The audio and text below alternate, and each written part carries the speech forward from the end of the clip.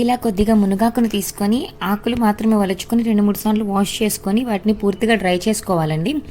ఇప్పుడు stove on చేసుకొని ఒక ప్యాన్‌లో 1 టీ స్పూన్ దాకా ఆయిల్ వేసుకొని 1 టేబుల్ స్పూన్ చొప్పున మినపప్పు, పచ్చెనపప్పు వేసుకొని దోరగా వేయించుకొని పక్కన పెట్టుకోవాలి. లో ఫ్లేమ్‌లో వేయించుకోవాలండి. అలాగే 20 ఎండుమిర్చిని కూడా వేయించి పక్కన పెట్టుకోవాలి. ఇప్పుడు 1 టేబుల్ స్పూన్ ధనియాలని వేయించుకొని పక్కన పెట్టుకోవాలి.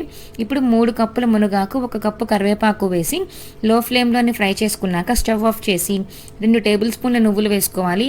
ఈ పాన్ హీట్‌కే నువ్వులనేవి మగ్గిపోతాయండి.